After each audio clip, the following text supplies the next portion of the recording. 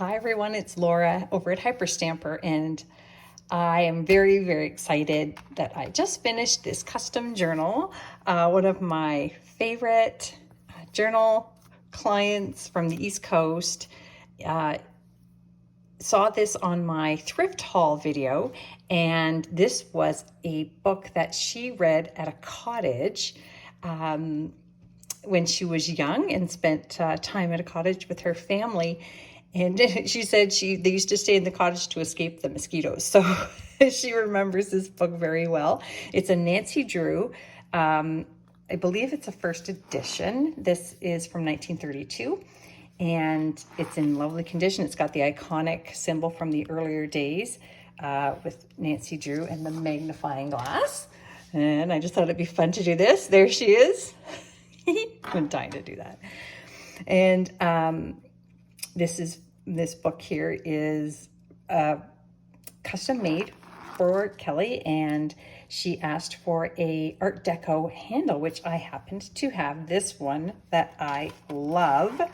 I haven't been able to use it yet, and I just thought I didn't want to cover Nancy Drew up. So this was the perfect handle because it comes out and allows me to not obstruct her at all. And of course I used some very, very old antique interior spines on the cover for texture and just a little bit of grunge and eclectic flavor. This here is an old cash register key, an antique cash register key. And on the top, I adhered an antique button. And this is an old chain, and on the end of it is a little antique owl trinket, and it's quite solid. It's probably silver with my luck. And I just thought that was cool to have an owl because they're wise and it kind of goes with the theme. So let's take a look inside. Look at these first pages, are so fantastic. And of course I left in the first pages here. We've got the image and the 1932, so it does look like a first edition there.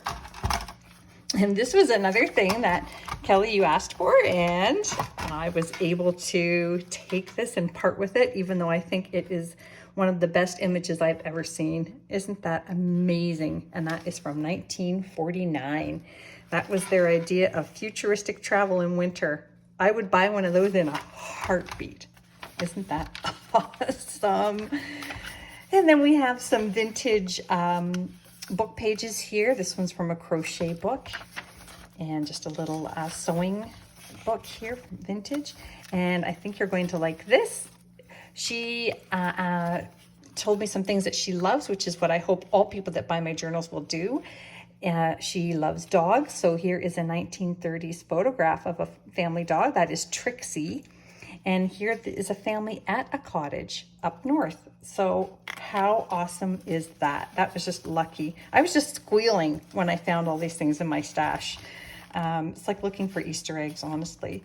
Just a wonderful little page spread there out of a recipe book. And then I made this tag for her, and it's got a little dog on it because she also loves dogs and birds.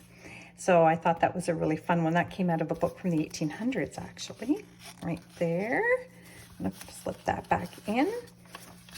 And on this side, this is from a town that she used to go to when she was young. And that is from the 1930s. Is that fantastic? Cabins. Just wonderful. You can tell by the car there as well. It's just awesome. And here is an old photograph. It is not from my regular collection, but this is of a couple camping. Another thing that she was hoping she could get ephemera for. So how great is that? I'm so excited. I have more fun making this than I bet she's going to have owning it. And here is a 1950s magazine spread. Just adorable little outfits there. And then I know you like birds, so I pulled this out of a vintage bird book. It's actually the last one I have, and I just think it's so sweet. And there's the mourning dove, one of my favorite birds. So we'll slip that, it's already back in here, like that, and here. And let's see, here's another page that had a dog on it. And on this side, we had the ducks, so I thought that was fun. Squirrels are my favorite. And over here is just a little journaling slip, an antique watchman's guard dial. And looky here, This is from my collection here from Joan's album, and this is from the 1920s, and that is a cabin that I believe their family used to go to. And another Muskoka Lake antique postcard, and this one is from the 30s, and I can tell by the font that that's the 1930s.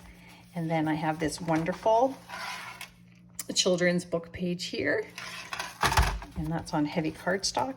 And then look at this wonderful little dog here. So this is a woman in his life, two little doggies there. And then over here, more dogs. More dogs. These are the dog stories here. And actually, Kelly owns the journal that these came out of. She has the cover journal for that one as well. So I'm so glad that they're going to live together. Now look at this one. This came from an 1890s magazine page. And on this side, we have a cottage down here. And would you know it, on the other side, a dog. Look how amazing is that? So I just about lost my mind when I found that. Very, very exciting. Very few things don't please me when I am looking for journaling things. So I also found this history page on Nova Scotia, and that is where Kelly is from. So that's pretty exciting. Another bird image, vintage bird image, a 1930s music sheet. And back here, I took another page from the Dog Stories book and I turned it into some journaling spots for you. Just attached some antique paper on both sides. And a little bird stamp down here. And a dog and a horse here. Children's book page. More. Fun at the farm. A dog. More dog.